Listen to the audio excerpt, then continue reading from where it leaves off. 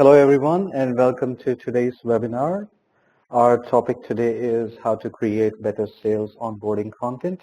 My name is Ravish and I'm the VP of Product at Osset.io.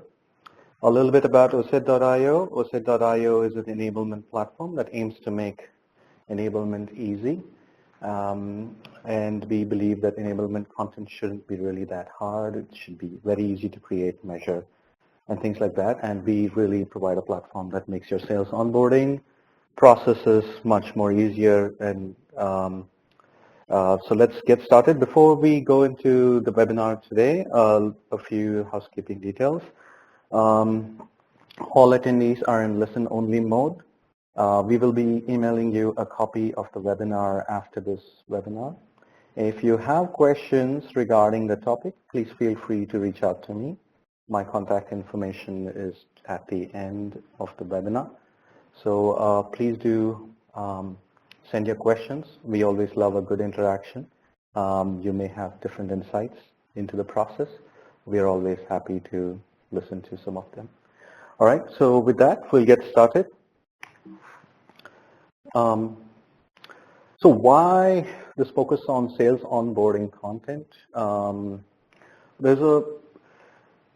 When typically the industry talks about sales onboarding, it's less about the content, it's more about the process. We think both of them have an equal part in this, in the success of ramping up a new sales hire. So after you made the decision of getting a new sales reps to scale your organization, the one factor that everybody is aligned on is how fast can you make the new sales rep effective within your organization. How fast can you improve their knowledge? How fast can you get their behaviors in line with your organization? All of these are pretty critical. Now, content, sales onboarding content plays a very critical role in this onboarding aspect. And this is all towards getting them to be the best performing sales rep ever. That's the best ideal scenario. Some quick stats on sales onboarding process. There are quite a few stats on the slide, 4 stats, but one of the key stats is most of the industry agrees that it takes on an average 90 days or 3 months to onboard most of the sales reps. There are studies that show that it's more than 3 months, anywhere between 3 to 6 months, but from our experience, we found out that 3 months is generally 12 weeks, 3 months, 90 days, however you want to see it. Is generally the average ramp-up time for a sales rep to get trained on the platform and actually get started. About 55% of people surveyed, this is one of the research reports that Osset.io ran, where one of the top 3 goals was actually improving or ramping up, improving sales onboarding time for new hires. So the other 2 were, of course, more focused on providing rapid access to content for teams on the go and things like that. Now, the other 2 stats that I would like to also call out is once you have the sales rep in your environment, being able to give them access to a system that allows them to rapidly access content, find the right content, and actually learn more about it is equally critical. The bottom 2 stats really focus on how sales reps spend about 25% of the time, or 65% of the sales reps can never find the relevant content. So it kind of brings you a little more in line with how search is a very critical functionality in this whole process.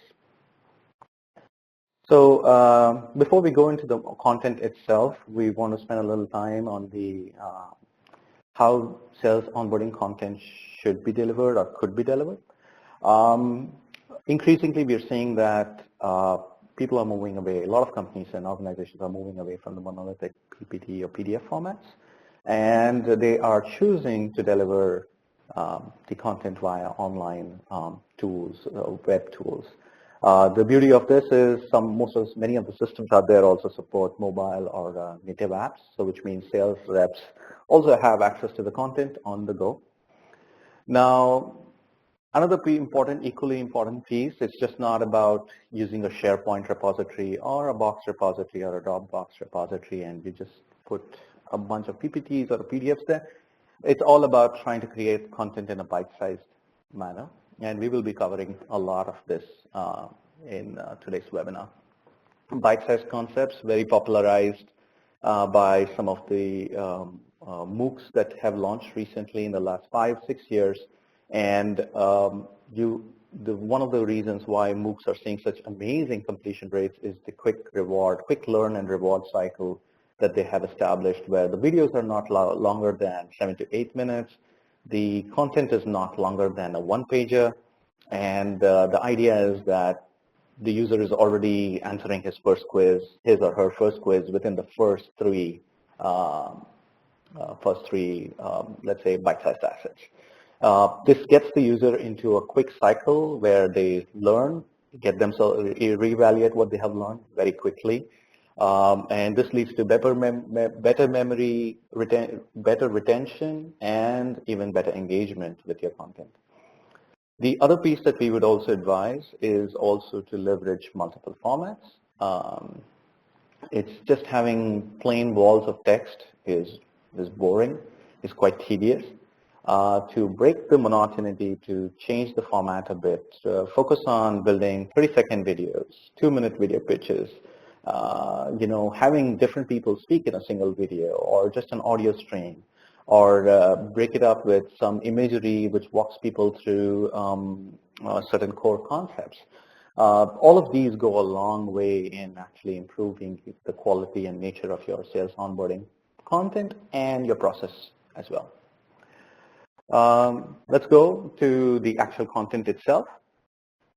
And on actual onboarding content, you can take a look at some of the blocks of content that a sales onboarding process must have. Largely, give your company overview, talk a little bit about the industry and market, customers, solution sales process tools, competition and objection handling, enablement resources, and pricing packaging. And we will go to each of these in detail in the next few slides. So let's start with the company overview. In the company overview, you want to give your sales reps a quick introduction about your company, get the reps to connect with the genesis story about the company, fast facts about the company, who's on the leadership team, and how long have they been here, what's their background, talk a little bit about your clients, who do you already have on your roster, and also, have some quick video introductions about the team, get them to talk into videos and have the videos available to them as part of the sales onboarding process. And then also list out all your awards and recognitions, other notable mentions from the industries. Going into the industry and market, focusing on market drivers as to what are some of the industry trends and pressures, what's changing in the market, how are your buyers reacting to it, gives your new sales reps a quick understanding about the market that you are operating in. Then once the sales reps understand the market that you're operating in, trying to give them a quick overview about the marketing programs that you're running, to actually say how you're generating the leads and running these events which are basically driving your lead funnel is equally important, so that the sales reps actually understand where the leads are coming in from or what content they consume and things like that. From a lead definition perspective, one of the things that we have often seen, very critical, trying to let the sales reps know very early on what defines a lead, what is a marketing qualified lead, what is a sales qualified lead, and trying to give them a very good idea about the customer or the buyer profile or persona is very critical in establishing the overall industry and market in their minds. Again, going more detailed into the customers, how do you get your sales reps to really understand your target customers, create complete profiles, give them a persona, give them a name, give them some sort of use photography and imagery to build certain profiles in your sales rep's mind. Talk about what their titles are, roles are, what their daily pressures are, what are some of their key performance indicators or OKRs in their jobs and roles, so that the sales reps can understand how to position your product and how to actually walk them through the product. Also, it would be great if you also have a list of or a process map on the typical buying cycle or journey by a given buyer persona or a role.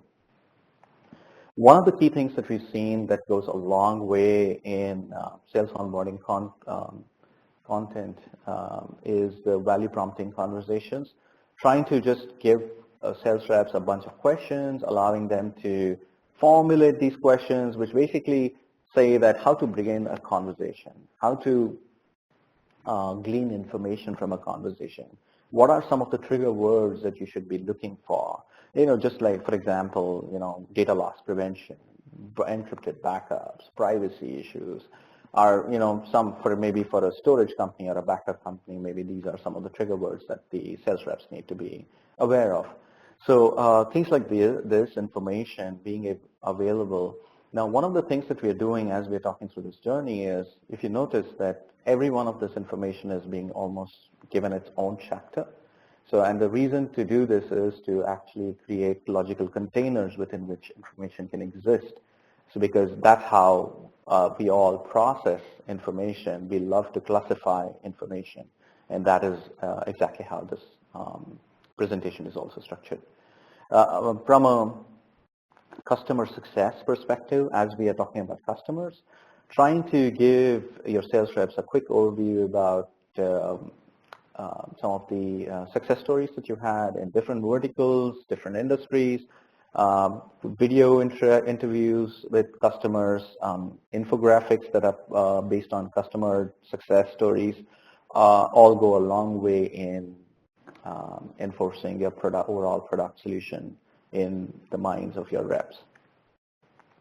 Now we come to the solutions itself, and within the solutions, we're looking at what are the features of a product solution? What are the different features? What are the key differentiators? How should each feature be pitched? Why is a feature relevant? And if possible, if you can do a feature to industry trends, pressures, risks, so mapping, it goes a long way in cementing the associations in the rep's mind. From a upsell or an integration perspective, it's also important for them to be aware of upsell integrations, partner stories, things like that they can actually leverage in actually making a deal or a new sale happen.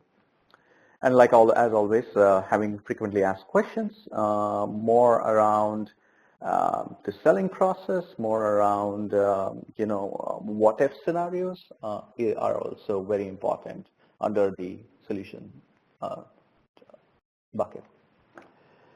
Now coming on to the sales process, very early on, one of the things that we advise that companies do is set up a complete view of your sales stages. Let the sales reps know very early on what your overall sales process is. How does a lead move from a prospect stage to a contract proposal or a win stage? Map this down to the buyer cycle so that they are aware that what need or what are the content needs against every cycle, from a sales stage perspective and even from a buyer cycles perspective. So being able to run people through all of this is quite critical. In addition to this, having sales tasks shown as an interactive demo or a walkthrough, telling people how to use a CRM, how they should, what are the essential sales tasks that they have to do on an everyday basis, having them run through those things as a dry run, assigning them mock opportunities, mock leads, getting them to go through the whole life cycle of a lead within your CRM also is very critical in the process. Sales strategies and tips. These are advice. These are maybe some advice from your veteran salespeople. What are the tips and tricks to start a conversation? How to keep prospects engaged and warm? How do you not seem intrusive and yet have a conversation? So things like that. Also, if you have them documented, it will help the new sales reps um, uh, in better selling of your product. Here is a quick map of how the different sales stages are mapped to your playbooks. We will just continue and to the tools.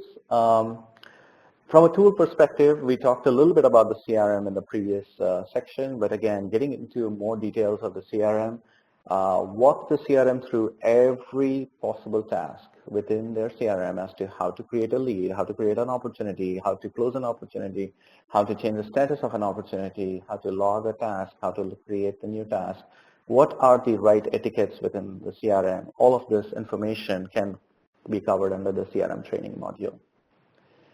From an analytics perspective, again, giving them a quick overview of dashboards, reports that they need to be very familiar with, and what do each of these metrics mean, how do they assess the overall performance of the sales organization or their specific teams, how do they detect risk and how to flag them early, give them a view of what the sample metrics are. Again, all of these will help them understand how sales teams itself are evaluated and how the organization views the sales process. From a tools perspective, another thing that we've seen that is very interesting is being able to provide your sales reps with what we call sandbox demos, being able to give them not just a live system. It's great to train them on a live system, but being able to give them a practice demo environment which is more click-based, powered by some sort of animation, walkthrough based, not really a live environment. All of these apps go a long way in improving a salesperson's confidence in interacting with the real world software. Coming on to competition and objections, listing out who your key competitors are, how do you win against them, what are their strengths and weaknesses, how do you respond to certain objection handling questions from your prospects. Things like that will allow a sales rep to be a little more agile in the field as they start working on some of the new opportunities. Again, being able to reiterate key differentiators in the same context also helps. One of the other pieces is the enablement resources, giving them a quick look at where they can find all the demos, videos, all the other assets that you have in the sales repository, just more like a quick link index, also will allow them to find content very quickly. All of this, if powered by a beautiful search interface, can really improve the overall usage of the system and assets that you provide them. Pricing and packaging, one of the most critical pieces. How does pricing work? What are the leverages? What are the levers that someone can pull in a sales process around pricing? Are your products packaged? Will there be a better price if you're packaging your products and selling them with some other product? Information like this allows the salesperson to compartmentalize and understand what are some of the different options that are available as they are talking to the prospects. So here we have, we just talked so much about onboarding content, bite-sized nature of the content, and how it needs to be delivered. Now, what we're looking at on the screen is a sample of onboarding content built in a platform, built in our platform, oset.io. And as you can see, the personas and conversations block is broken down into customer personas and value discovery conversations chapter. Solution overview has 4 more chapters. Customer success has 3 more chapters, and things like that. Now, being able to break out content into these bite-sized chapters goes a long way in helping them retain information. This is again another screenshot of how some of the content can be built on our platform. This is more on the sales opportunities at the buying stages. And we come to basic, how do you improve the success or how do you codify behaviors in the sales onboarding process? One of the things that we have begun to see a lot of is the role interactive apps play in these onboarding systems or tools. So being able to have a short interactive quiz, being able to have apps like flashcards to improve memorization or recall, being able to have practice demo environments, or being able to work with tools which are chaperone or guided selling tools are very important in the overall sales process. And all of these tools, each of these tools have different objectives. Some aid memorization, some aid recall, some aid logical structuring, some improve pitch confidence levels. Each of these actually go, contribute in your overall sales onboarding journey. And again, a feedback loop or analytics, it's just to understand how the reps are progressing, how much content are they consuming, who's your top performing rep, and things like that through an analytics dashboard. Again, also give you early signals on the success or the interventions required in your sales onboarding program. A sample program structure, what we've seen based on our experience, a 12-week program, maximum of 3 content blocks every week with interactive apps throughout the whole program, and being able to repeat 1 or 2 blocks every other week, interlaying those blocks again with some of the newer blocks that you're introducing, also improved the overall retention and memorization cycle.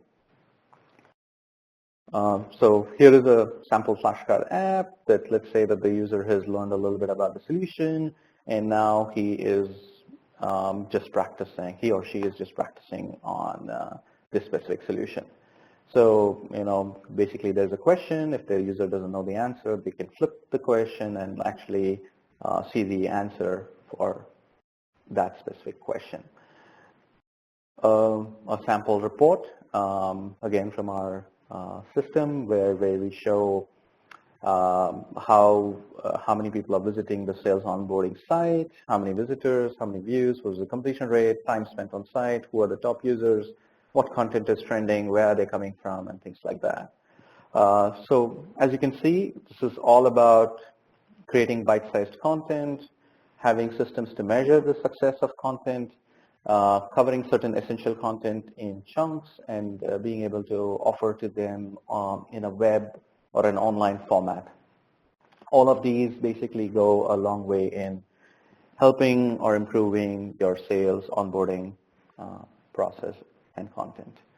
So once again, thank you so much for joining us today.